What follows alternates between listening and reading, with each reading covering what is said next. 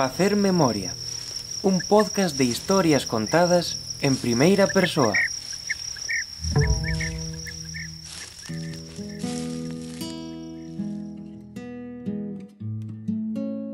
Ás veces lembramos, e ás veces facemos memoria. Lembramos cando se nos veñen á cabeza acontecementos do vivido no pasado. Facemos memoria cando nos preguntan por algo no que hai tempo que non pensábamos e temos que facer un esforzo por lembrar. Ou facemos memoria cando de súpeto nos decatamos de que hai algo que estamos a piques de esquecer e temos medo de que se o esquecemos desapareza. Berrobambán, a compañía que pertenzo desde finais dos anos 90 do pasado século, ideou un proxecto escénico no que o protagonismo o terían as lembranzas individuais para reconstruir a historia dun determinado lugar a través das voces das súas veciñas e veciños. Despois do confinamento debido á pandemia, pensamos que debíamos contribuir a recuperar espazos de xuntanza, a darlle valor ás lembranzas, á identidade, o que nos fai ser como somos. Axiña pensamos na expresión facer memoria.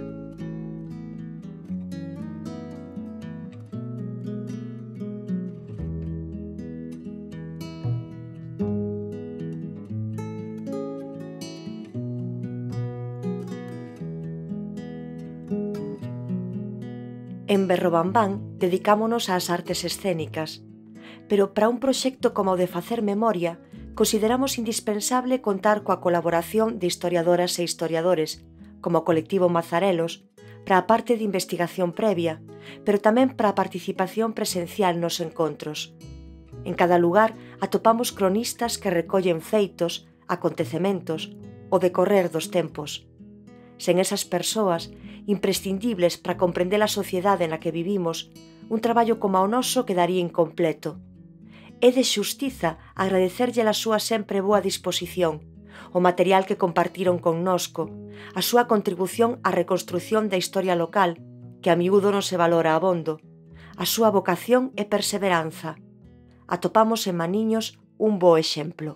Son moi raros, ter alguén que guarde un libro rarísimo. Non é habitual que a xente recolla... Bueno, porque é vocación. Se estudias historia, tes vocación. Bueno, xa que non traballes deso, claro. É o que che gusta. A mí me gusta máis eso que o periodismo, que é o que me dediquei logo. Pero para nós, pero bueno, isto Quique, o fillo de Maruja, me deu toda esta información, as fotos... Quen fala é María Xesús Arias Rei, máis coñecida como Pitusa, historiadora, xornalista, pero sobre todo unha persoa profundamente vencellada á memoria da súa terra, en especial do concello de Fene, onde desenvolveu a súa actividade profesional. O concello de Fene foi un dos lugares que seleccionamos para realizar a primeira edición de Facer Memoria, no ano 2021, xunto con concellos doutras provincias como Viveiro, o Barco de Valdeorras e a Estrada. Os encontros de Facer Memoria en Fene desenvolvéronse nas parroquias de Maniños, Sillobre e Magalofes.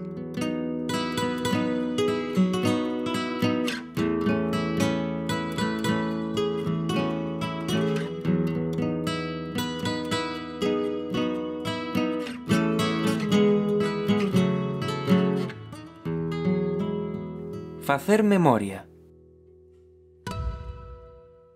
Eu crieime na parroquia de Maniños. Durante moito tempo, ir á praia para min era ir á Ribeira e pasar o carón, sen sabelo, do Pazo dos Montenegro. A Torre de Borrás, na Armada, foi na miña infancia un lugar abandonado cheo de misterio. Eu pegaba a cara ás ventás por se conseguía ver algo do seu interior e, se cadra, toparme con algunha fantasma. Sendo pequena, bailei co grupo de Carmelucha na festa do Pote e fixen corro para animar nos xogos populares da Romaría. Encantábame as carreiras cunha culler na boca e un ovo enriba da culler que non podías cachar, ou quedabas fora.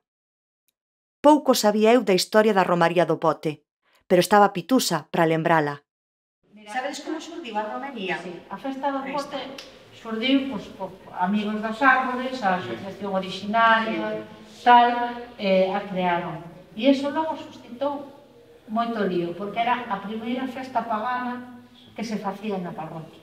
o sea, que nada de santos. E isto tuvo consecuencias, porque o cura non era moi bon, e cando chega o golpe de Estado, houve consecuencias, entre outras cousas, con xente que organizou a romería do Pote, e polo tema do cementerio, que ese é outro problema que houve. Outro problema.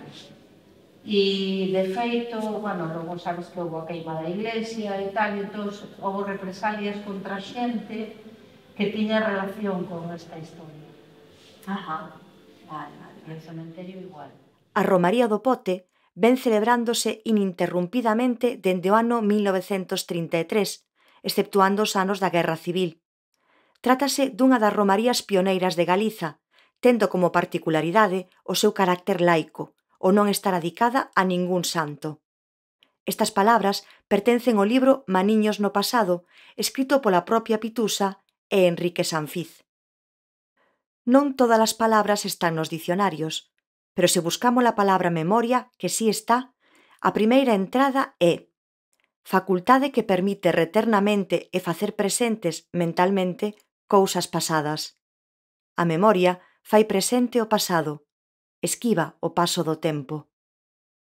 Os conflitos entre as veciñas e veciños de Maniños e os representantes da Igrexa Católica quedan patentes na placa de pedra que podemos ver na entrada do cemiterio, e que reivindica que o cemiterio é propiedade do pobo. Estas liortas derivarían na queima da igrexa, un acontecemento que tivo especial importancia polas represalias que suscitaría. Porque o da queima do cementerio tive que A queima da igrexa. Da igrexa, eso. A queima da igrexa foi precisamente por o cementerio. E o sacerdote que estaba quería pasar a igrexa, o que é o cementerio, o fixo o pobo de Maniños. E incluso a muralla toda que o rodea, la fixeron os homens de aquí de Maniños, foron facendo pouco a pouco. E todo eso, ali a entrada, me parece que sigue estando. A placa está. Eso foi o que ocasionou a reacción. A queima. Se queima da igrexa en moitos sitios. Tamén en Sillobre lembran cando se fixo o cemiterio civil. Pero aquí non había ido ao cemiterio. Ainda non había. Porque o cemiterio civil, cando se fixo de arriba, no 27 ou no 28, quedou unha zona de cemiterio. O portal, ten dos portales do cemiterio. Un va encerrado habitualmente e o outro está cerrado. Esa non que daba entrada ao cemiterio civil. Había un muro ao medio de pedra que expose que ficaron sinistros pegados a ele. Eu recordo unha urna feita dun señor determinado que se quería entrar ali, que tiña a urna feita no cemiterio civil. Pero eso foi despois. Cando isto non había cemiterio civil. Estaba isto, non sei onde foi. A persona que me contou a mí, unha das cousas que nascera no ano...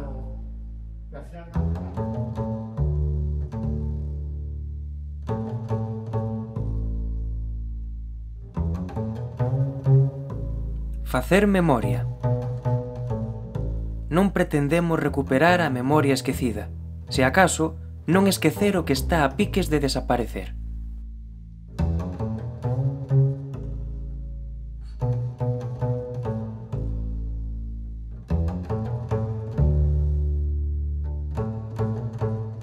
O respecto á morte está moi presente nas lembranzas colectivas. Por exemplo, nos viáticos para auxiliar as persoas enfermas, como nos contan en Sillobre. Non recordo, non sei se París acordará, había unha cousa moi importante, de moito radicante da iglesia, que era a administración do viático, non sei saberes o que era. Era levar a comunión aos enfermos. Eu non recordo se había toque de salida da iglesia para... Eso non me acordo, porque se non agora, foi moitas veces con ele. Acordo-me que foi, o sitio máis veces que fui, xa desapareceu unha casa que había cerca de Magalofas, que se chamaba o Vilar. Aí sendo neno, levar dous viáticos. Estábamos viáticos. Non sei, unha cousa moi... Mira, levábase como unha hornacina de madeira, que había unha hornacina de madeira de cristal, un asa. Dentro desa hornacina iban dúas velas encendidas. Claro, o cura levaba o que é o que chamamos a iglesia a Sagrada Forma, o sea, a hostia. E iso iba nombrando. E ibas, e de cada toque, cando ibas chegando a un lugar, ou había xente nun terreno, que había xente nos terrenos, traballaban por los sitios, que traballaban por los sitios. Tocaban a campanilla. E entón a xente, dixera, iba moi alto. E se pasaba por cerca, paraban, as señoras arrodillabanse e os homens que non vían só. Eso recordo eu perfectamente. Ese respeto á morte cobra especial importancia cando se trata de enterrar os defuntos, independentemente da súa condición ou da causa do seu falecemento, sobre todo en terreos que pertencen á comunidade, como nos din en Maniños. Cando chega a República, hai creo que era no 32, unha lei que di que nos cementerios se debe poder enterrar a todo o mundo. Entón, antes, había unha iglesia decía que era o seu sitio, entón, os pecadores non se podían enterrar. Bueno, nin os homosexuales, nin os de vida licenciosa, nin os bebés sin bautizar, nin os que se suicidaban, os suicidios que se suicidaban, era un pecadísimo mortal. Entón, esta xente había que enterrarla fora do campo santo, fora do cementerio. Non se permitía. Entón, cando chegou a República, se fixo unha lei na que se decía que todo o mundo tiña dereito a ser enterrado ali. Máxime, cando a maior parte dos cementerios eran terreos que foron cedidos, que foron afoquinando a xente. Este é o caso. Este se fixo con terreos que cedeu a xente construiu o muro, e o que pasa é que está pegado á igrexa, e a igrexa se vai fora do cementerio. Entón, aquí viñeron a reclamar, e o cabecilla, o que viña encabezando a comisión para reclamar que ese cementerio era civil, e non da iglesia, era Celestino. A bruja de Celestino, sabes, a bruja de Celestino que tiña o bar que ahora é a parada. Bueno, pois Celestino acabou sendo fusilado a ele e fusilado o seu fillo por rojos, por comunistas, e o fillo en Lugo por comunistas. O sea, ya agardaron, porque isto ocurría, a reclamación é do ano 32 e eles os fusilan no 36, ahora no 37, o sea, que foi guardada. Ele era o presidente da comisión. A historia de Celestino é un exemplo do que se deixou de contar, inda que moita xente o garde na memoria. A Guerra Civil trouxo silencio sobre algunhas historias, pero a segunda entrada da palabra memoria no dicionario é recordo colectivo que queda dalgo ou dalguén. E a memoria colectiva acaba sendo o lugar onde se garda o que non queda escrito. En 37, o sea, que foi guardada. Ele era o presidente da comisión, se fixo unha comisión, foron ao Concello deu estudiouno e dixo, pois sí, isto está demostrado por papeles que o cementerio é da xente. Entón, ainda que non foron ali e o sacristán e o cura lles pediron a chave, entón lle deron a chave a esta comisión, era a dueña da chave. O do atrio era da iglesia, pero eles podían dispoñer do outro. E o cura lle pareceu fatal que reclamou un montón de xuicios. Reclamou, e cando chegou o golpe de Estado, unha das personas xa foi Celestino. Pero é mucho a Francia, non Celestino. Celestino, no, eu creo que non. Ele era comerciante, se dedicaba aos negocios. Donde comerciaba aquí? Tiña emigrado en Argentina. Tiña doble nacionalidade, entonces escapou para a Coruña. Eu aínda me lembro de Maruja, a de Celestino, que tiña un bar, pero nunca contaba a historia do seu pai e do seu irmán. Hai historias que agardan pacientemente o momento de saír á luz.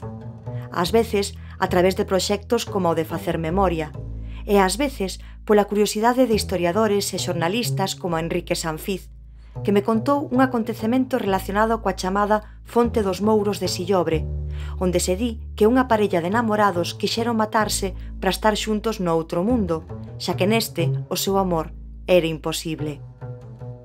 La muller que estuvo implicada no suceso ese que o que morreu o home que... Non recordo, pero contaban iso, que iso me veio incluso a miña nai, que a señora estaba traballando por aquí en alguna casa. Pero bueno, tamén se dicía que ele podía ser estudiado. Decían que se viña por aí, que estes que viñan uns ponarense viñan afiladores, outros sitios viñan con vendendo telas. Ele viña periódicamente facer alguna cousa aquí, pero non sei que, non me acordo de tal. É que se veían, nos boulos estaban un sitio que chaman o lugar do Escribiano, porque nese lugar, no alto de todo, hai unha casa moi grande, e uns outros viviendas que eran unha estudiada. E por iso chaman o lugar do Escribiano. E que aí era onde estaba, que ela estaba ali dando nas vacas, e veu o asunto dela por a tarde. Ela creceu morto e ela ferida, pero máis detalles xa non sei. Pero se sabe, claro. Non sei se foi así, non sei, porque, pero esta xente, daquela había que non recordaba,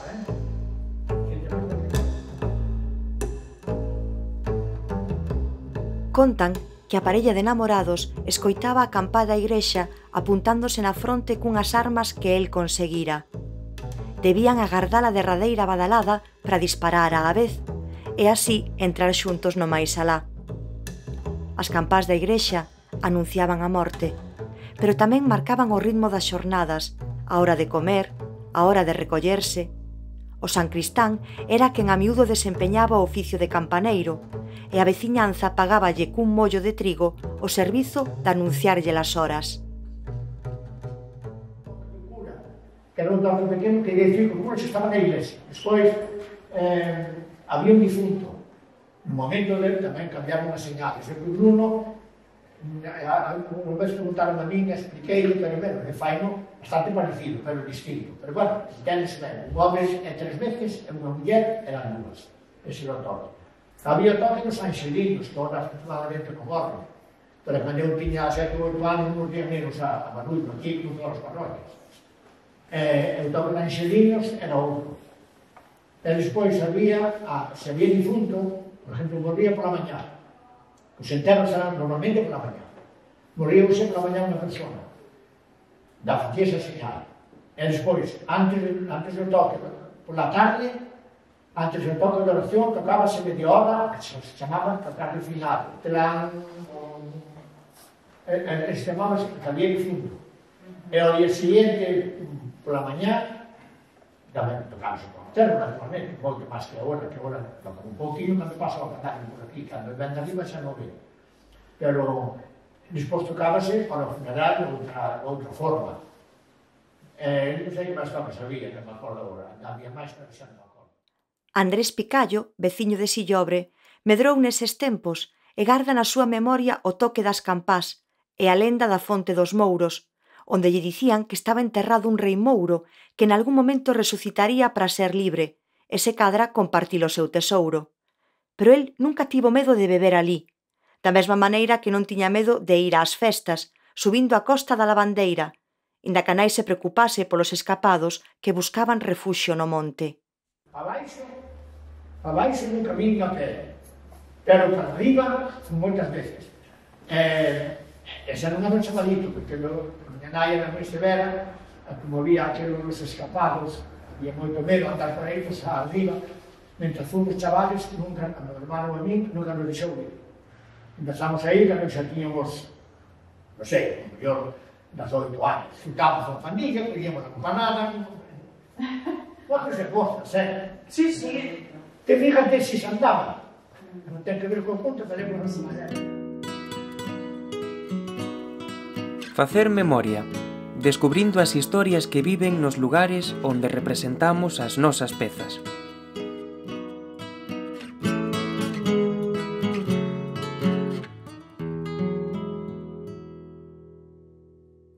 En Maniños estaba o salón de baile Cardoeiro, que tiña sona na bisbarra.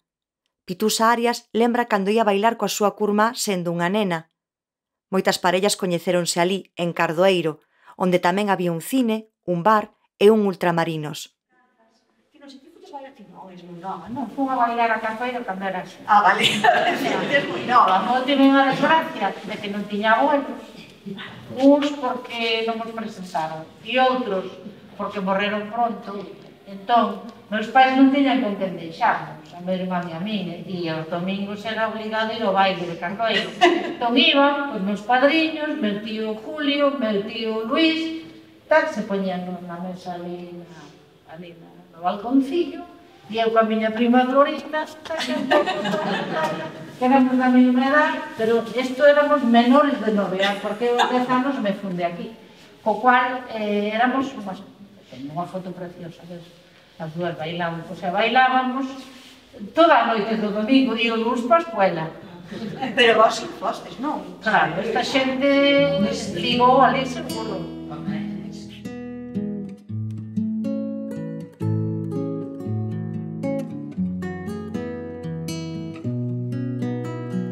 Comezamos falando dunha romaría e acabamos cun baile. Falamos da vida e falamos da morte. Escollemos as palabras para explicar o mundo, o noso mundo. Facer memoria ten tamén ese significado de crear, como cando fas pan, ou fas un xesto, ou fas unha casa, ou fas un libro. Crea a memoria a partir da túa propia vida. A miña vida comezou en Maniños, e as voces que escoitastes recrean uns tempos pasados que explican o presente. Cando fas memoria, interrómpelo de correr 2 minutos. Espera, que fago memoria, dis, e todo queda nunha paréntese, agardando a lembranza, ata que a contas. Grazas por compartir esta paréntese connosco. Protagonizaron este episodio Pitusa, Mariela, Quique e Andrés. Facer Memoria é un proxecto de Berrobambán ideado e dirixido por Paula Carballeira e Chiqui Pereira. Música de Brais Iriarte. Auxiliar de produción Miguel Calvo. Deseño gráfico Nadina Gráfica. E as voces de Nuria Sanz e Iván Davila. A primeira edición dos encontros foi financiada polo Fondo de Proxectos Xacobeo 21. Esta temporada 0 do podcast realizouse coa axuda do INAEM, Ministerio de Cultura e Deporte, para a modernización de estruturas de xestión artística.